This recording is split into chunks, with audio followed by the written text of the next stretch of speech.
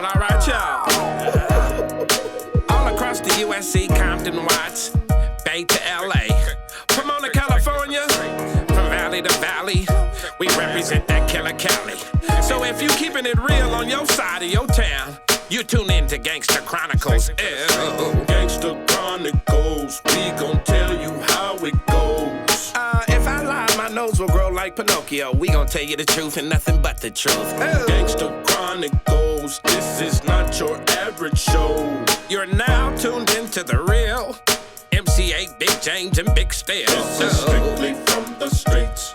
Hello. We represent the James.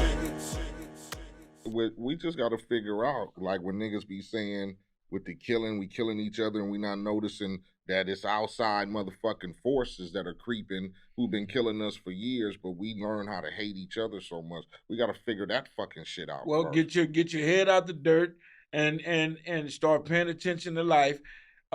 Stop being so goddamn proud of nothing. Because if you don't want to get a goddamn job and work at McDonald's, and then you mad at the Mexicans, you mad at the white kids that's working at McDonald's, Taco Bells, and all that other shit, that's your goddamn fault. If you kick an aluminum can, pick that motherfucker up. You just kicked 5 cents, motherfucker. You feel me? For real. And you talked about that the other day. Yeah, and when you see people collecting them cans or selling ice cream and shit, here we go on an easy come up, and we want to take that shit. These motherfuckers is trying to work for their shit with no excuses. You don't have an excuse. You got these Mexican ladies out there, at least 50 in their 60s, doing aluminum, plastic, the whole nine. Yeah, I see them all the time. But we got too much motherfucking pride to pick up a can. We got too much pride to work at McDonald's or work for that $9.95, that $11. Man, that shit helps. Yeah, you know the weirdest thing I see, man, and it was real crazy to me, man. You would see a kid, some young people hanging out, you know, they smoking their weed, just doing whatever, right? And you tell a motherfucker, hey, you know they hiring over here around the corner, everything, man, they only paying $10 an hour. They ain't enough money because for through me. that mentality, a nigga can feel like I can sell me some yay, or I can sell me some shit, and I can make $200-300 a day compared to working at McDonald's getting a check. You get me? To the young mind, you have to understand the mentality. They gotta understand though. I got a 16-year-old son. So his mentality, everything is, you know, I want the freshest shit. I want the latest gear, the nicest phones. That's where you're crippling him at. I want this and that. Then when he's listening to his favorite rapper, quote, you know, oh, nigga, fuck a bitch, you know, pop that Draco, money, money, money, you know, look at my Balenciaga this, my shoes this, my that.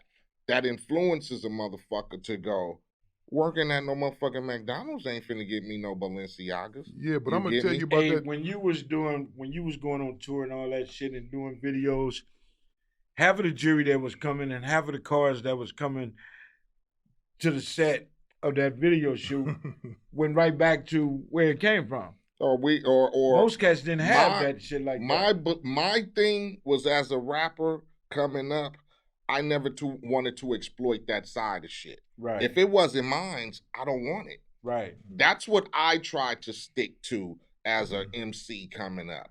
I never wanted to go outside of my boundaries to make motherfuckers think that it was something it wasn't. Right.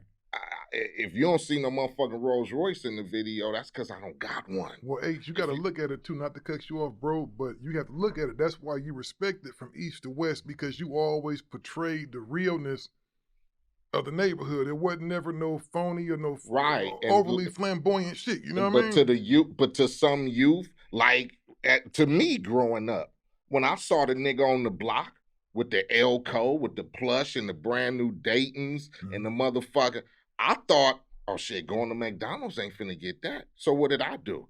I started selling crack because that's what's going. That was. It was already taught to me. I didn't have the father at home going, you work hard, you go to work, you bring the money home, you save. I didn't get taught that. And then as a youth, being able to hit the block young, I was taught to serve and get money. Now that's what my mentality was. Not until I got older, I knew, oh, this shit ain't for me. But everything that you didn't have, you try to get to your son, right? Exactly. Same here. My 4-year-old grandson, we're in the store. We're in Walmart. And I said, you want this? I think the toy was like 1997 or something. He said, no, I want that. I said, that costs too much money. No, I'm not finna buy that. No, I want that. He's learning he know what the fuck he want. You know what I'm saying? You know the value of some shit. But I don't want that shit. But I don't want to teach him that. You know what I'm saying? They pick up that shit quick I as swear fuck. to God on my mama. We got a big ass avocado tree in our front yard in Compton. And we had one in the backyard.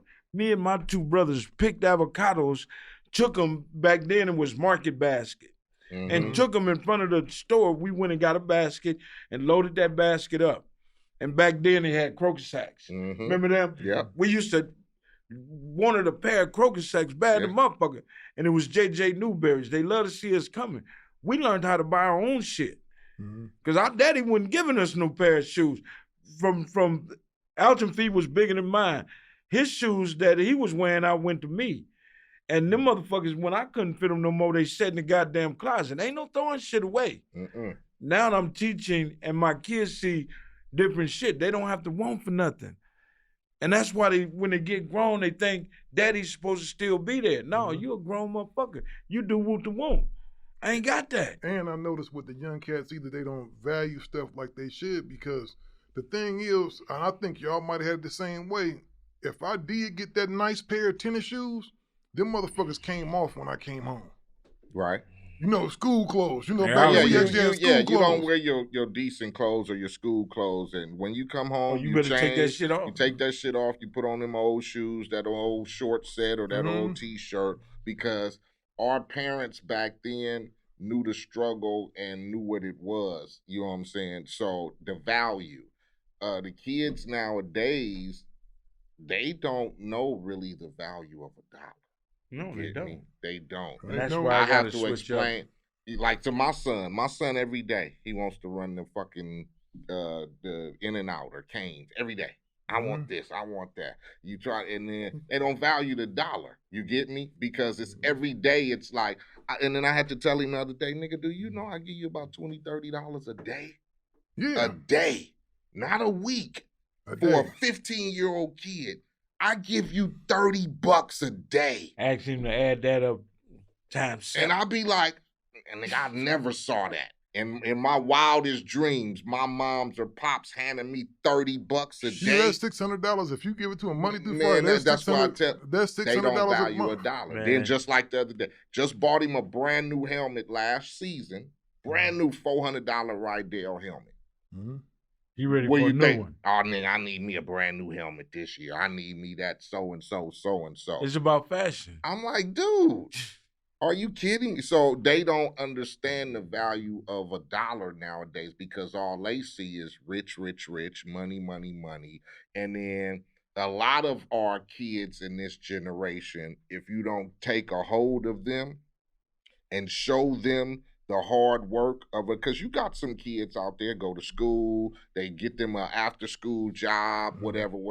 But a lot of the kids, you know, like myself, grew up looking at the fantasy life of what it was to be the rapper or be the whatever. So they haven't taught hard work or growing up hard. So they misguided in some way. Like you said, James, little nephew walked in the store like $20. Yeah. But, Man, I mean, 120 is what I try to give a kid $1 today. Man, please. They're gonna look at you like what you can do.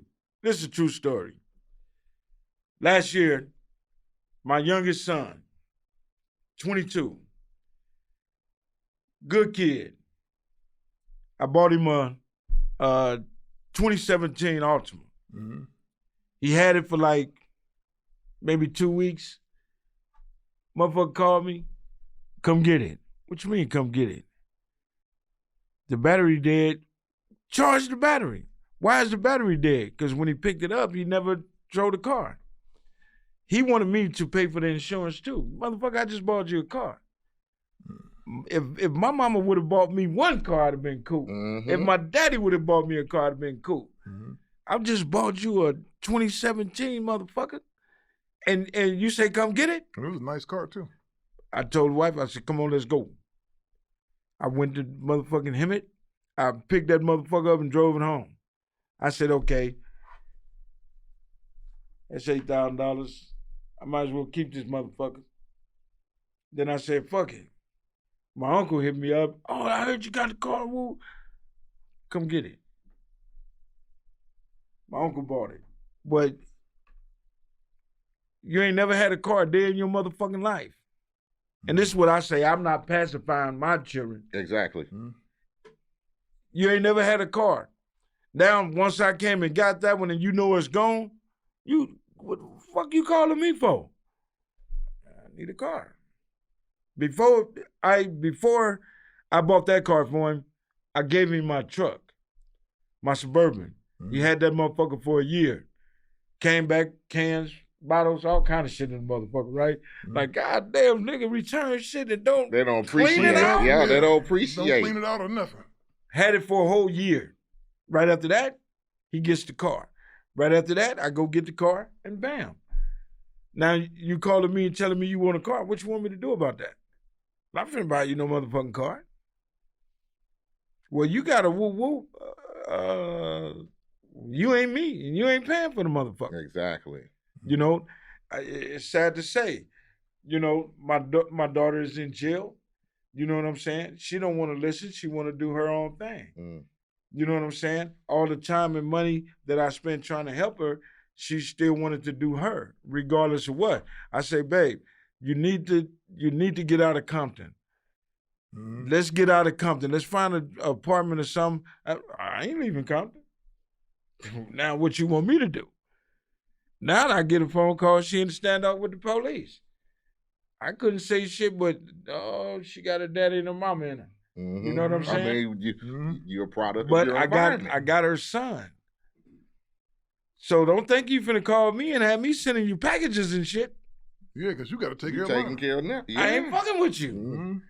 But when you come home, I got you. Because this is a whole new start. I got you. You're going to have that support system when you come home. But I'm not finna spend $75 just to hold a conversation with you over the phone. You know the phone shit changed now. Oh, definitely. Yeah. It's You got to money get a making. card and all that. Definitely. They not finna get rich off me. I'm not finna do that. Yeah, So exactly. That you'll be private talking to prison, somebody like, else. nigga, shit, please. So, and this how fucked up it is. If you want to write, you got the address, write us a letter. Write me a letter. I'll write you back. The stamp ain't shit. I'll write you back. I love you to death. But I'm just saying, you know, if we pacify our kids, man, and keep giving them what they want and keep bailing them out and all that other shit, man, we really not fucking doing them up. anything. Finally get a chance to let the real one speak.